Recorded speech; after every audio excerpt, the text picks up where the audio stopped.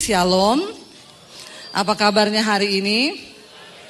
Iya, saya mengucapkan terima kasih buat Bapak Ibu Gembala yang ada tempat ini, ya Pak Yusuf, Pak Kaleb dan semua jemaat yang sudah mempercayakan pelayanan ini kepada saya. Tuhan Yesus memberkati setiap kita. Saya percaya Bapak Ibu, kita semua datang ke tempat ini karena satu hal. Ya, tentunya kita ini rindu mengerti kehendak Tuhan dalam hidup kita. Amin. Dan kalau kita rindu, ya kita ingin cari tahu. Sebab hidup ini bukan hanya soal kita cari uang, kita dapatkan yang kita mau, lalu sudah mati begitu aja. Kita perlu mengenal kehendak Tuhan di hidup kita. Dan hari ini Bapak Ibu datang ke tempat ini dengan sebuah tujuan, ingin mengerti apa kata firman Tuhan. Ya, sehingga kalau kita sudah menyediakan waktu, tentunya semua akan fokus kepada firman Tuhan. Amin. Jadi nggak ada dulu yang main handphone, yang mikir nanti siang mau makan apa, amin. Ya, jadi kalau saudara tidak konsen, nanti saya khotbahnya 2,5 jam. Tapi kalau saudara konsen dan meresponi saya, cepat khotbahnya. Jadi mau yang lama atau yang cepat? Yang lama, tetap lama. Wah kalau gitu ya nggak jadi deh ya, kita mengalir saja. Iya, mari kita buka bersama Yeremia pasal yang ke-17 saudara, ayat yang ke-5 sampai dengan ayat yang ke-10. Ini ayat sering kita baca, tapi saya berdoa supaya Tuhan bukakan pemahaman bagi setiap kita hari ini yang berbeda. Yeremia pasal yang ke-17 ayat yang ke-5, mulai firman Tuhan berkata demikian, kita baca sama-sama. 1, 2, 3. Beginilah firman Tuhan, apa? Terkutuklah orang yang mengandalkan manusia, yang mengandalkan kekuatannya sendiri, dan yang hatinya jauh daripada Tuhan.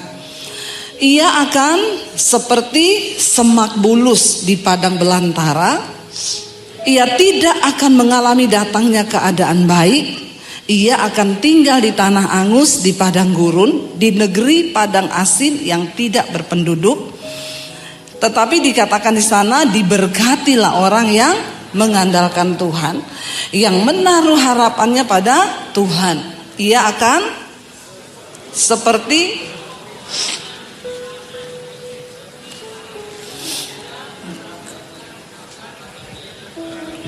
batang air dan yang tidak mengalami datangnya panas terik, yang daunnya tetap hijau, yang tidak khawatir dalam tahun kering, dan yang tidak berhenti menghasilkan buah. Ayat yang berikutnya, betapa liciknya hati, lebih licik daripada segala sesuatu. Hatinya sudah membatu, siapakah yang dapat mengetahuinya? Aku Tuhan yang menyelidiki hati dan yang menguji batin untuk memberi balasan kepada setiap orang setimpal dengan tingkah langkahnya, setimpal dengan hasil perbuatannya. Saudara, ya Yeremia ini, surat ini ditulis saudara ketika keadaan bangsa Israel. Mereka mulai tidak mengandalkan Tuhan. Mereka membuat patung yang menyerupai Tuhan. Mereka menyembah patung itu. Dan mereka mulai menaruh harapan mereka kepada harta dan kekayaan yang mereka punya. Lalu Tuhan menyampaikan firman ini melalui Yeremia. Dikatakan di sana, beginilah firman Tuhan, terkutuklah orang yang mengandalkan manusia, yang mengandalkan kekuatannya sendiri, dan yang hatinya menjauh daripada Tuhan. Saudara, kalau kita bicara kutuk, seringkali kita berpikir yang terkutuk itu yang pergi ke bawah pohon, terus sembah-sembah setan. Yang sembah-sembah patung itu terkutuk. Seringkali kita berpikir kutuk itu hanya terjadi kepada orang-orang yang melakukan sesuatu yang wow gitu ya, baru dia itu terkutuk. Tapi ayat ini dengan jelas berkata, terkutuklah orang yang mengandalkan manusia dan yang mengandalkan kekuatannya sendiri, yang hatinya menjauh dari Tuhan. Seringkali kita lupa, saudara. Dan ada begitu banyak orang Kristen yang hidup di bawah kutuk. Di bawah kutuk, tapi mereka tuh tidak sadar. Setiap minggu ke gereja, dengar firman. Tetapi dia hidup tidak mengandalkan Tuhan. Dia hidup pakai akalnya sendiri. Saudara berbisnis, saudara urus sendiri. Saudara tidak pernah melibatkan Tuhan. Di dalam hidupmu engkau suka-sukamu sendiri. Dalam menggunakan uangmu engkau suka-sukamu sendiri. Terlalu banyak orang Kristen yang sering kali tidak sungguh-sungguh mengerti kebenaran firman Tuhan. Dan mereka hidup di bawah kutuk, saudara. Alkitab dengan jelas berkata, di sini kita terkutuk kalau kita ini mengandalkan manusia. Contoh, waktu gak punya duit, saudara berdoa dulu, atau saudara langsung mikir, ini saudara siapa yang bisa tolong saya ya? Pinjam dulu duit sama si A, si B, si C. Terkutuk loh engkau, terkutuk. Waktu engkau mengalami masalah dalam keuangan, saudara cari Tuhan, atau engkau pergi ke penggadean menyelesaikan masalah tanpa masalah. Yang hafal ini pasti member, sudah tidak diragukan lagi. Ya, menyelesaikan masalah tanpa masalah. Emang ada menyelesaikan masalah tanpa masalah? Hanya di dalam Tuhan Yesus yang begitu. Yang lain tetap lebih timbul masalah. Tapi jujur, terutama bapak-bapak nih, ya, ketika kita ada masalah, nomor satu yang kita cari Tuhan atau manusia? Nggak usah angkat tangan, di dalam dirimu sendiri saya jawab. Iya saya tuh Bu, saya nih kalau ada masalah, saya cari orang. Saya dan suami ikut Tuhan, saudara. Kami nih ikut Tuhan susah terus. Ya, dalam arti keuangan kami pas-pasan.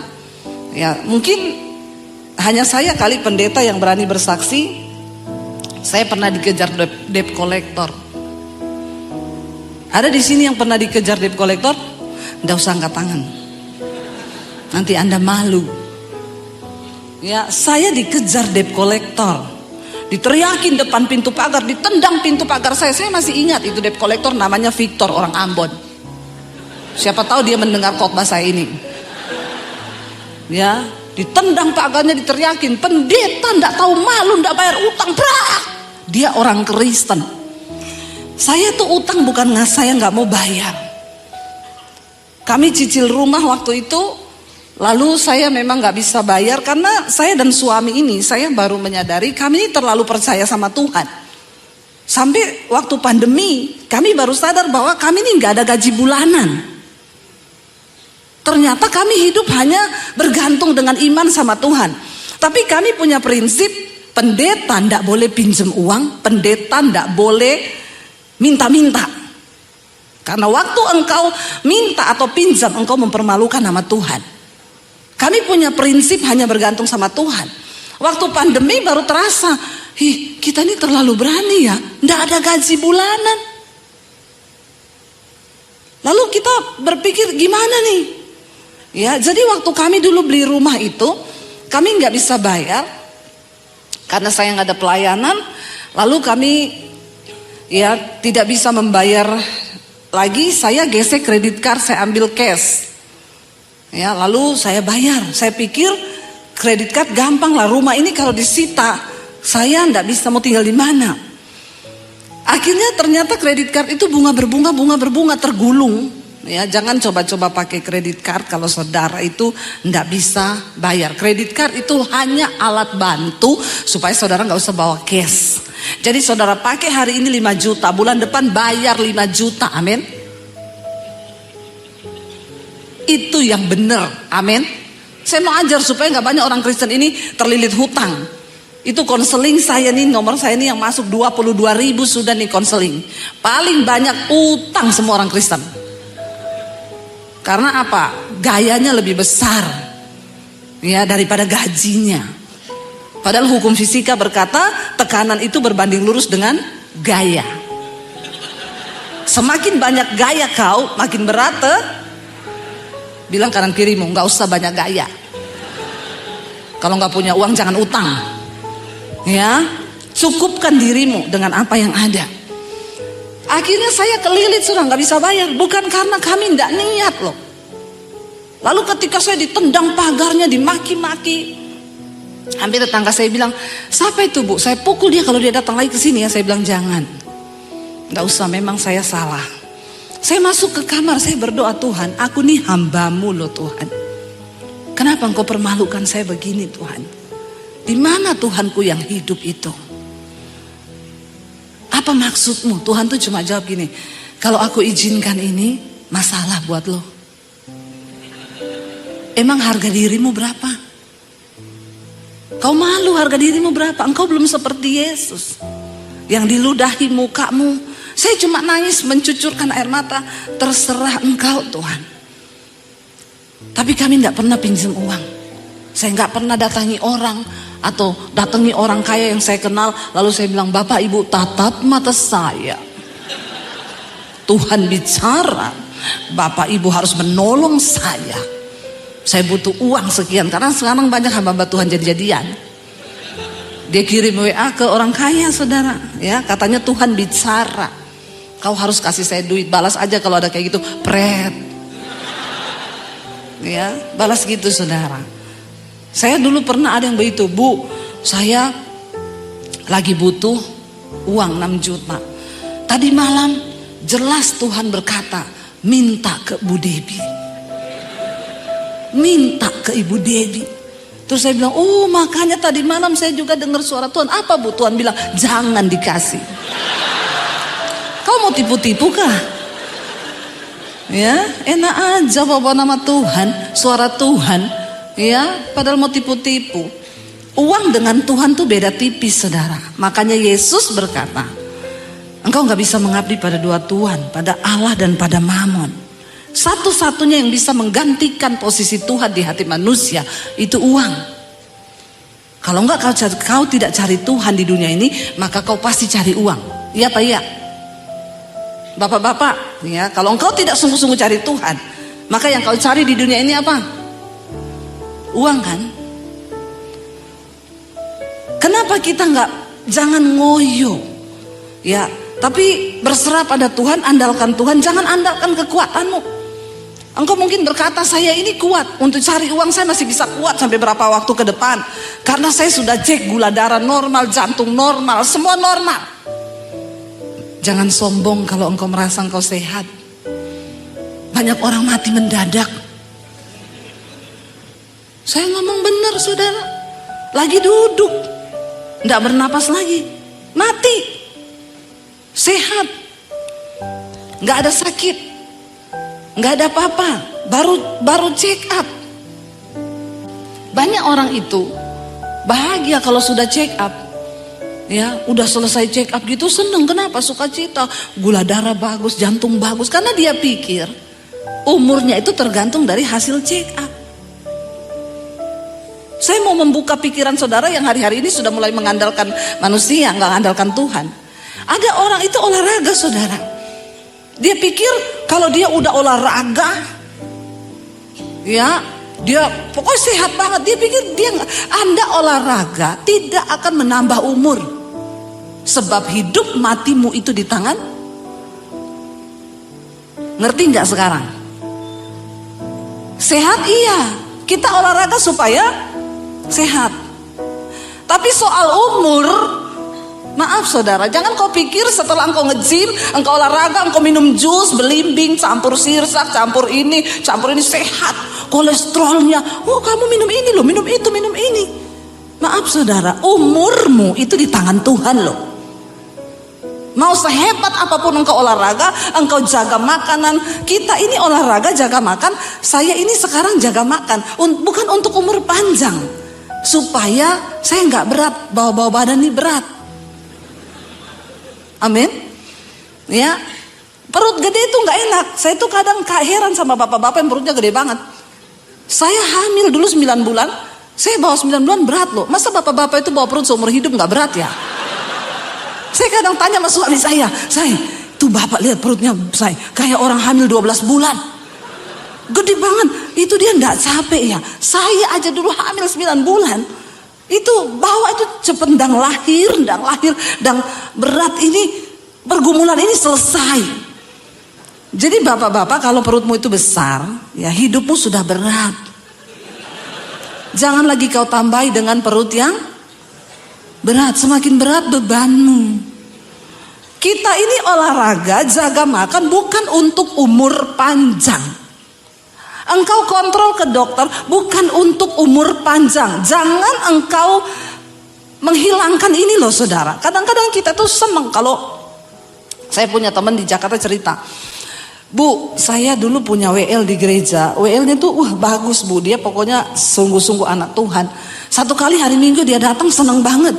Bapak ini tanya, kamu kok seneng banget hari ini? Iya Pak, kemarin baru keluar hasil general check up saya. Jadi gimana? Jantung bagus, gula darah bagus, tekanan ini bagus, semua bagus. Bapaknya bilang, oh makanya kamu seneng. Iya Pak, saya seneng. Dia WL hari Minggu itu. Setelah selesai WL dia bilang, saudara kalau ada yang mau bersaksi silakan saudara, saya beri waktu beberapa saat. Karena gak ada yang bersaksi dia naik lagi. Dia bilang mari kita angkat lagu ini sebelum dengar firman. Tiba-tiba dia jatuh di mimbar. Mati hari itu saudara. Saking kesenangan. Tapi enak tuh matinya. Enak enggak? Enak loh. Enggak sakit, enggak bikin orang rempong, malah mati lagi sehat-sehatnya loh. Amin. Kenapa saudara tertawa? Saya ini serius loh. Serius ini kisah nyata. Yang saya dengar jemaat cerita, bener Bu, itu bener banget yang ibu khotbahin itu bener. Saya ingat Bu, ada Bu WL saya itu bener. Terus bapak itu ngomong, mungkin karena gak ada yang bersaksi ya Bu ya. Kalau ada yang bersaksi mungkin yang bersaksi itu yang mati. Saya bilang enggak lah ya, itu malaikat gak pernah salah sasaran.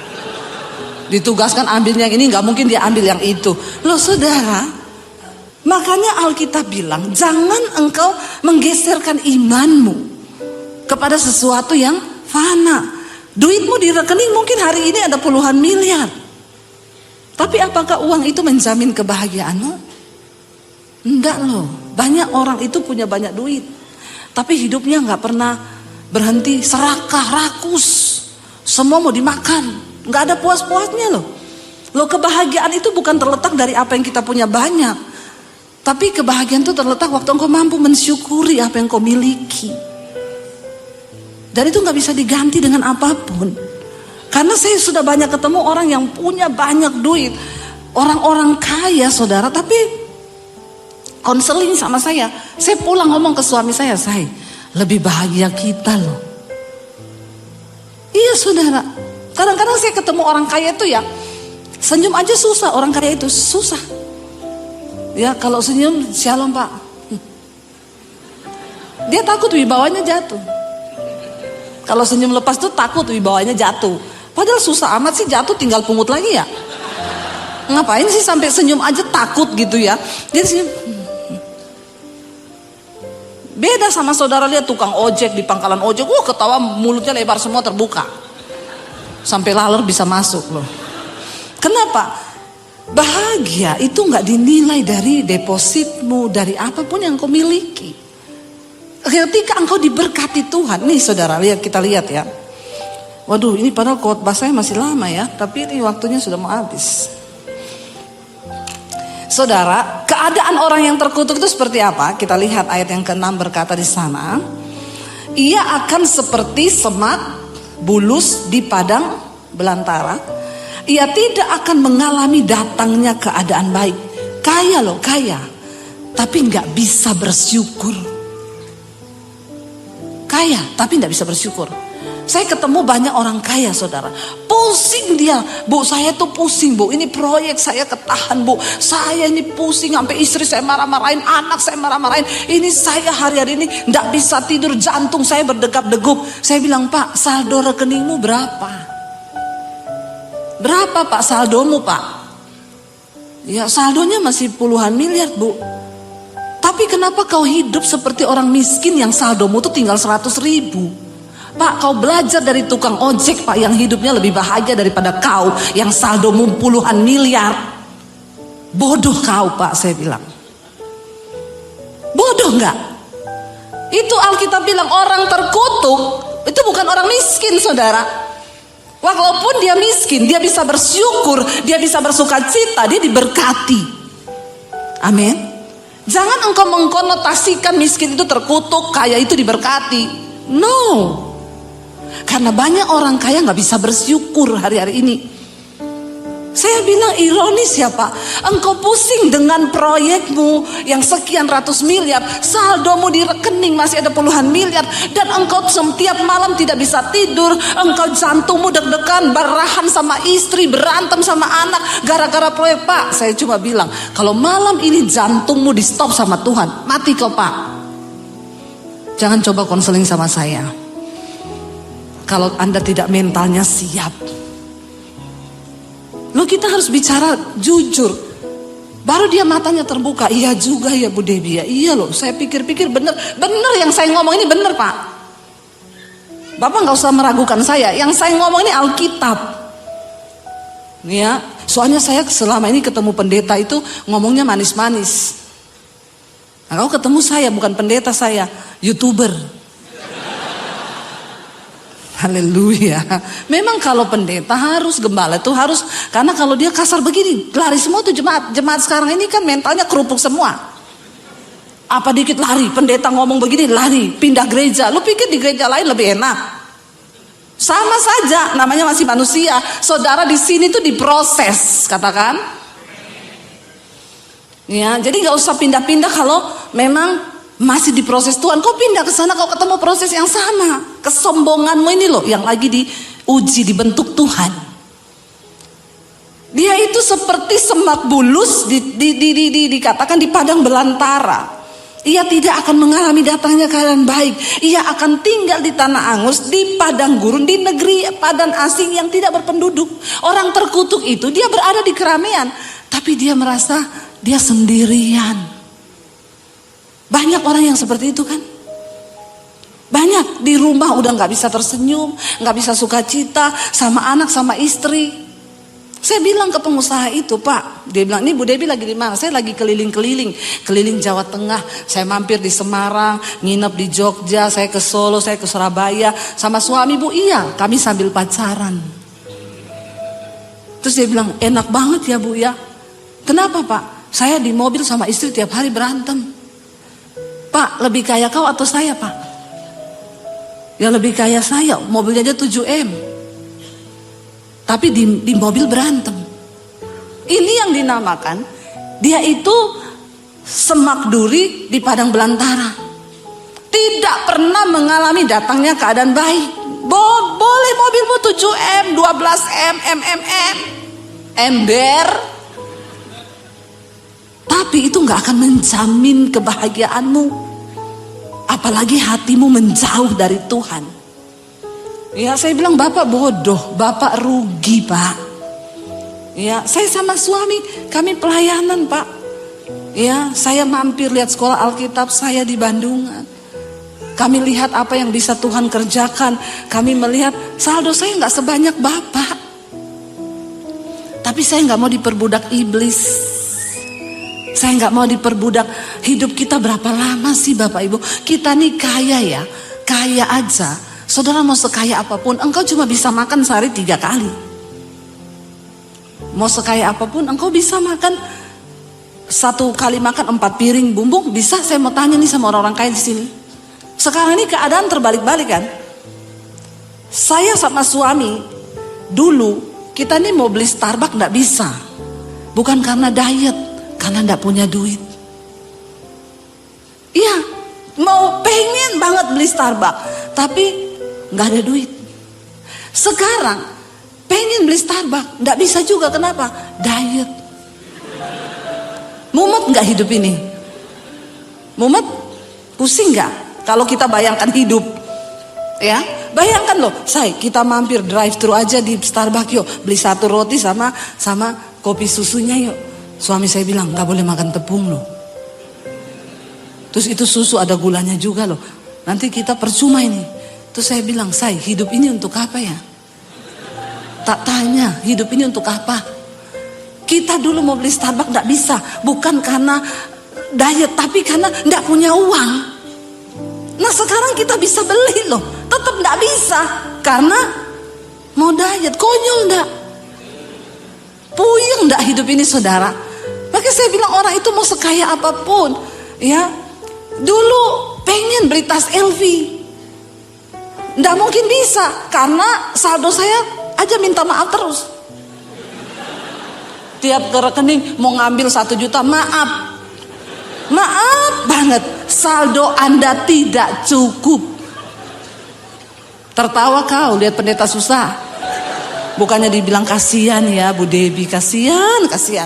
Sekarang saya bisa beli loh, bukan sombong, tapi agak angkuh sih. Karena diberkati Tuhan. Bisa.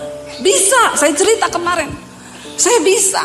Saya di WA orang, Bu, Ibu pergi ke Senayan City, di situ ada toko LV, Ibu masuk ke sana, ketemu Mbak ini, Ibu minta sepatu di situ nomor 40, saya sudah titip, bilang aja dari Ibu ini, itu untuk Ibu. Saya pergilah ke sana saudara. Mau masuk itu antri panjang ya, panjang. Saya datang, security-nya nanya, ada perlu apa Bu? Saya dilihatin dari atas sampai bawah. Kayaknya mencurigakan orang ini masuk. Nggak pakai merek sama sekali, datang ke LV. Di situ kan yang datang udah tasnya memang semua bermerek, sepatunya bermerek, semua bermerek. Lah saya datang di situ, dilihatin security, dicurigai. Kadang-kadang security itu sombong juga. Saya bilang, emang lu bisa beli? Biasa aja, keles. Jangan memandang orang sebelah mata. Ya, kita harus belajar menghormati, menghargai semua orang. Jangan lihat dari merek yang dia pakai. Saya bilang, saya sudah pesan, ketemu Mbak ini, sepatu nomor, oh silakan masuk Bu. Yang antri kayak ular, saya disuruh masuk, semua melihat, pasti VIP itu. Pret. Saudara sampai di dalam, hati saya lihat ada tas bagus itu. Jiwa hedon saya berteriak. Pendeta juga manusia, punya rasa, punya hati. Jangan kau samakan dengan pisau belati. Hati saya bilang, ambil aja. Saya tanya, Mas berapa tasnya itu? 65 juta Bu. Jiwa hedon saya bilang, bisa, gesek. Pakai debit bukan kredit. Maaf ya, maaf. Saya diteleponi, Bu, saya mau kasih Ibu kredit card, mau nggak Bu? Ini ada gini. Tidak mau Mbak. Kenapa Bu? Udah mau kiamat. Saya nggak mau utang. Ntar saya mau keangkat malaikat, masih ada utang kredit card, turun dulu kau, lunasi dulu. Ribet nanti. Beres-bereskan utangmu ya, supaya kalau rapture kau jangan disuruh turun dulu sama malaikat, bayar utang. Makanya jangan utang, bilang. Lalu saudara, jiwa hedon saya berteriak, iya bisa, saya udah mau beli nih. Tiba-tiba Roh Kudus ngomong, 65 juta itu jadi satu pastori loh buat gereja di desa. Jengkel gak saya? Jengkel. Tapi saya mengerti. Alkitab bilang, Rasul Paulus bilang, aku ini tawanan roh. Lebih jengkel mana saudara? Dulu memang saya nggak bisa beli. Saya pengen nggak bisa beli. Sekarang saya bisa beli, bisa. Tapi tetap nggak boleh. Jadi jengkel nggak? Daging saya jengkel. Tapi roh saya bersuka cita. Ya, saya nggak berani beli kayak gitu. Kalau saya pakai itu karena mereknya Casio, dikasih orang. Casio. Benar saudara. Tapi apakah itu membuat kita bahagia? Enggak. Saya mau pakai yang merek, ya saya tetap damai sejahtera. Saya nggak pakai yang bermerek juga, saya tetap damai sejahtera. Karena bukan tergantung penilaian orang atas hidup saya. Saya bahagia karena saya sudah bahagia, saya punya Tuhan dalam diri saya. Amin. Tapi ada orang-orang sakit jiwa, kalau dia nggak pakai bermerek, dia nggak bahagia, nggak pede. Jalan itu kayaknya malu banget dilihat orang kok nggak bermerek gitu ya. Bertobat loh saudara. Dikatakan di situ orang-orang yang terkutuk itu, dia itu dikatakan seperti semak bulus. Udah semak bulus nggak ada arti. Artinya apa? Orang terkutuk itu hidupnya nggak ada artinya loh. Semak bulus, semak itu nggak ada arti apa-apa. Di padang belantara yang dia itu dikatakan tinggal di tanah angus, di padang gurun, di negeri padang asin yang tidak berpenduduk. Dia berada dalam keramaian tapi dia merasa sendiri, hidupnya tuh hampa, kosong. Dia gak ngerti apa arti hidup. Kalau saudara itu hari ini bertobat, saudara, kembali pada Tuhan. Tetapi sebaliknya dikatakan, diberkatilah orang yang mengandalkan Tuhan, yang apa? Menaruh harapannya kepada Tuhan. Taruh harapanmu pada Tuhan, jangan pada harta, jangan pada pengakuan orang. Karena kalau engkau taruh pengharapanmu pada pengakuan orang, kau akan kecewa. Orang itu kalau kau baik, dia manis. Ya, orang bisa berubah, siapapun. Mau itu orang tua, anak, istri, suami, semua bisa berubah. Tapi taruh pengharapanmu kepada Tuhan. Saya kemarin ngomong ke ibu-ibu yang datang di ulang tahun wanita. Jangan mencintai suamimu lebih daripada engkau mencintai Tuhan. Karena banyak ibu-ibu yang, Bu, suami saya selingkuh, saya mau bunuh diri. Saya bilang, ibu kenapa bodoh? Yang enak suamimu selingkuh, kau yang mati binasa masuk neraka. Jangan terlalu bucin, Bu. Taruh harapanmu pada Tuhan, taruh cintamu kepada Tuhan. Kalaupun suamimu selingkuh, ya doakan saja dia, Tuhan hajar dia dengan caramu. Selesai toh. Ibu-ibu saya ajar ya, kalau suamimu selingkuh doa, Tuhan hajar dia dengan caramu. Amin ibu-ibu. Nanti ada suami yang telepon saya, itu Ibu Debbie pendeta macam apa? Macam gini saya. Kenapa Pak? Kenapa kau suruh istri saya berdoa hajar suamiku Tuhan? Bapak tuh jangan terlalu GR ya. Alkitab berkata Tuhan menghajar orang yang dikasihinya dan yang dianggap anak. Pak, kalau kau masih dikasihi Tuhan, masih dianggap anak, kau dihajar Pak. Tapi kalau Tuhan udah gak anggap kau mati lagi selingkuh Pak, serangan jantung. Seringkali kita ini tidak ngerti. Taruh harapanmu kepada Tuhan supaya engkau gak kecewa. Siapapun ketika mengecewakan engkau bilang, yes, aku hanya menaruh harapanku pada Tuhan. Karena itu aku tidak terganggu. Damai sejahteraku, sukacitaku hanya ada pada Tuhan. Amin. Usaha bisa naik turun, tapi ketika engkau menaruh harapanmu pada Tuhan, engkau mengandalkan Tuhan. Lalu dikatakan di sana, orang yang diberkati Tuhan itu, ya mereka itu akan seperti pohon ditanam di tepi air, yang merambatkan akar-akarnya ke tepi batang air, yang tidak mengalami datangnya panas terik. Walaupun panas, pohon hidup di tepi air, mau panas, mau terik, mau apapun, dia tetap tumbuh hijau karena akarnya itu di tepi batang air. Tuhan adalah sumber berkat kita. Mau pandemi, mau apapun, ketika engkau menaruh harapanmu pada Tuhan, engkau ditanam di baitnya Tuhan. Dan engkau akan melihat, saudara. Dikatakan di sana, ya, dan dia itu seperti pohon yang ditanam tepi aliran air, yang tidak mengalami datangnya panas terik, yang daunnya tetap hijau, yang tidak khawatir dalam tahun kering, dan yang tidak berhenti menghasilkan buah. Tanda orang diberkati Tuhan, tidak khawatir, dan hidupnya berdampak bagi banyak orang. Dia tetap menghasilkan buah.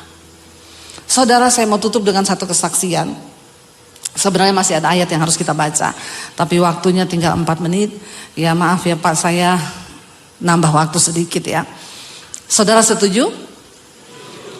Kita ikuti suara rakyat ya Pak. Saudara, ketika saya dapat visi bangun sekolah misi di Bandungan, saya tuh banyak yang berkata, Bu, buka gereja Bu. Ibu kan sekarang sudah jadi pendeta.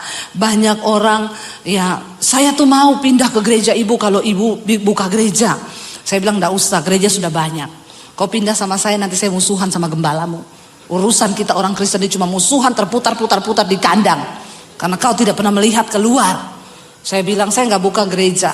Banyak yang kasih masukan, buka aja Bu, buka aja. Saya berdoa, saya tidak mau melakukan apa yang bukan menjadi kehendak Tuhan. Percuma kita melakukan yang bukan kehendak Tuhan, malah dosa kita. Kelihatannya rohani, tapi dosa. Lalu saya berdoa, saudara, Tuhan engkau mau bawa kemana pelayanan saya ini? Lalu Tuhan tuh ngomong sama saya ya, karena banyak orang sudah gak percaya Tuhan ngomong. Tapi bagi orang yang percaya, Tuhan tuh masih bicara sampai hari ini. Kalau kau gak bisa dengar suara Tuhan, berarti kau tuli. Siapa suruh kau jadi hamba Tuhan gak dengar suara Tuhan, berarti tuli kau. Saya sudah bayangkan ada pendeta-pendeta yang ngomong jangan percaya. Ya, yang penting suara Tuhan itu memang harus diuji, bukan sembarangan kayak tadi minta uang pakai suara Tuhan. Saudara, saya tanya sama Tuhan, Tuhan, apa petunjukmu untuk pelayanan kami nih? Saya mau buka gereja atau apa? Tuhan tuh cuma kasih saya ayat begini. Tuayan itu banyak, tuayan menguning, tapi penuainya sedikit. Sekarang semua orang fokus kepada tuayan, tapi kita lupa mempersiapkan para penuai. Lalu saya tanya, terus apa Tuhan bagian saya? Ya kamu siapin penuainya. Terus apa yang lalu saya dapat Tuhan bilang bikin sekolah Alkitab, tapi yang cepat aja, yang hanya 6 bulan, karena kita sedang berpacu dengan waktu. Saya keliling ke beberapa daerah, saudara, desa-desa, banyak yang sudah mulai dihijaukan. Karena memang kurangnya hamba-hamba Tuhan. Lalu saya berdoa, Tuhan suruh saya bikin sekolah misi, bangun sekolah Alkitab, kapasitas untuk 100 orang. Dan Tuhan tuh bilang, kalau mereka bisa bayar, kalau tidak subsidi kamu yang tanggung. Saya bilang, Tuhan itu kalau orang kaya bisa Tuhan. Saya ini saldo saya enggak ada puluhan miliar. Terus saya ini juga bukan orang sekolah pinter yang STH, MTH. Saya juga hanya lulusan sekolah misi dulu 6 bulan. Tapi Tuhan bilang, aku enggak cari orang kaya, aku enggak cari orang pinter. Aku cuma cari orang yang benar-benar percaya kepadaku, beriman, maka semua proyek itu akan terjadi melewati orang-orang yang beriman. Bukan orang kaya, bukan orang pinter. Lalu saya bilang, oke Tuhan, saya mau. Apa yang harus saya lakukan? Saya dan suami keliling cari tanah di daerah Jawa Tengah, terutama di daerah dingin kami cari supaya nanti gak usah pakai AC. Yang di bawah-bawah gunung itu hamba Tuhan cocok di bawah gunung. Jangan ditaruh dekat mall, nanti jadi hedon. Sekolah Alkitab tuh di bawah gunung aja biar semakin dekat dengan Tuhan. Menyangkal diri memikul salib. Ya, kalau di kota nanti malam minggu dia ke Tunjungan Plaza lagi. Lalu saudara, akhirnya kita cari-cari, kami melangkah. Kita taruh berkat yang kami punya, kita sediakan ini uang di tabungan khusus untuk kami nanti bangun sekolah. Walaupun saya tahu itu tidak cukup. Akhirnya kami ketemu jemaat Mesbah Doa, Bu, saya dengar ibu mau buka sekolah misi, saya kasih tanah saya di daerah Bandungan 4.500. Kami pergi lihat, iya daerahnya cocok gini-gini. Ya udah, tanahnya disumbang, saudara. Kami tanda tangan surat notaris untuk tanah itu diserahkan ke sekolah. Lalu akhirnya Tuhan kirim pemborongnya yang gambar, semua jemaat Mesbah Doa, nggak mau dibayar semuanya. Lalu Tuhan itu mulai kirim, saudara. Ya, saya mulai lihat ketika pertama kali berjalan saya transfer uang tuh dengan acara, dengan hal yang luar biasa Tuhan, luar biasa. Tadinya sekolah itu akan diresmikan bulan Agustus lalu, tapi karena masih ada beberapa yang belum selesai, nanti Desember ini saudara sudah selesai. Dan saya melihat ketika itu, tadinya saya bilang sama suami gini, ini nanti kan sudah pasti uang kita nggak cukup dengan proposal yang masuk. Jadi gini, kita taruh aja di YouTube. Buat saudara yang tergerak menyumbang, saudara silakan sumbang ke rekening ini, tayangkan di layar YouTube aja. Ya, yang nonton Mesbah Doa saya, Mesbah Syukur itu kalau pagi itu hampir 100.000. Bayangkan kalau satu orang ngasih 50.000 saja. Otak manusia jalan toh. Hitung-hitungan kalkulator manusia kan. Saya bilang, iyalah kita taruh aja begitu, kan untuk pembangunan. Waktu kami mau melakukan itu, Tuhan tuh tegur saya. Kalau kamu melakukan itu, berarti kamu itu tidak mengandalkan aku. Dan aku akan lepas tangan. Silakan kau lanjutkan dengan kekuatanmu. Lalu saya bilang sama suami saya, jangan Tuhan tegur saya. Jangan kita andalkan manusia. Dan kita tidak akan pernah umumin buka proposal, cari dana, WA siapa-siapa. No, kita hanya berharap Tuhan. Saya melihat Tuhan, saudara. Keramik disumbang, cat disumbang, ini semua disumbang. Saya nggak pernah ngomong loh. Tiba-tiba semua sudah selesai, saya bilang sama suami, "Say, itu furniture kita belum siapin. Pabrik kasur telepon, Bu, kasur dari saya. Panasonic distributor, Bu, nanti saya sumbang semua yang berbau Panasonic, mulai dari AC, lampu, semua. Ya, ini semua. Lah, waktu kita mikir furniture, saya mau ke Malang pelayanan di Surabaya. Tiba-tiba ada yang telepon, "Bu, Ibu kapan kira-kira ke Malang?" Saya dan suami tergerak, "Bu, kami ini punya pabrik furniture. Ibu bisa lihat ke pabrik kami apa yang dibutuhkan untuk sekolah Alkitab." Saudara, saya tuh waktu melihat itu saya hanya bisa bilang, "Tuhan, Engkau benar-benar ajaib." Saudara, ada satu kisah di Alkitab ketika Daud, dia sudah menang dalam segala pertempuran, dia kalahkan orang Filistin, orang Amalek, semua peperangan dia kalahkan karena dia mengandalkan Tuhan. Satu kali ketika dia sudah kokoh kerajaannya, dia mulai beralih gak percaya Tuhan. Lalu dia suruh panglimanya untuk menghitung jumlah dari bangsa Israel. Karena dia pengen tahu kekuatan mereka ini berapa. Ketika Daud menghitung, setelah selesai dihitung, Daud menjadi ketakutan. Kenapa? Dia baru sadar, ya ampun, ternyata kekuatan kita ini cuma sedikit. Pemuda yang umur-umur untuk berperang itu hanya sekian, laki-laki sekian, yang banyak itu ibu-ibu dan anak-anak. Daud ciut nyalinya dan berkata, "Ya ampun, ternyata kekuatan kita ini tidak seberapa." Dia gemeter, saudara. Lalu Tuhan marah akan hal itu dan Tuhan berkata kepada Daud, "Karena engkau tidak lagi mengandalkan aku, pilih 3 penyakit, 3 tulah yang akan menimpa engkau. Yang pertama, engkau akan diserang musuh dan akan mati sepersekian dari rakyatmu orang Israel. Yang kedua, ya, engkau akan diserang oleh, pokoknya 2 itu perang. Yang ketiga, penyakit sampar." Daud berkata, "Aku tidak ingin jatuh ke tangan manusia. Aku sudah berdosa karena aku sudah tidak mengandalkan engkau Tuhan. Tapi aku pilih hukuman itu datang dari tangan Tuhan sendiri, bukan dari tangan musuh atau manusia. Tapi dari tangan Tuhan aku pilih penyakit sampar." Waktu penyakit sampar itu datang, 70.000 orang Israel meninggal. Saudara, Daud pengen tahu seberapa kekuatan yang dia miliki. Kalau hari ini engkau sedang mengukur-ngukur kekuatanmu, engkau tidak lagi mengandalkan Tuhan.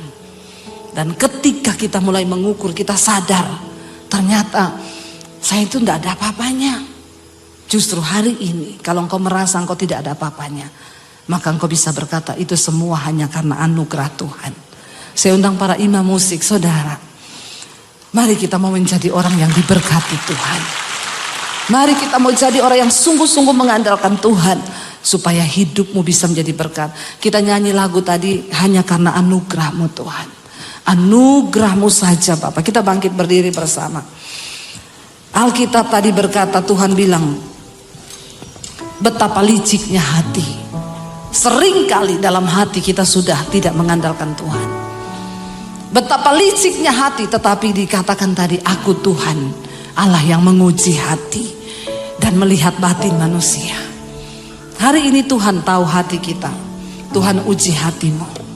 Biar engkau berkata di hadapan Tuhan hari ini, hidup kami hanya karena anugerah-Mu Tuhan. Menyertai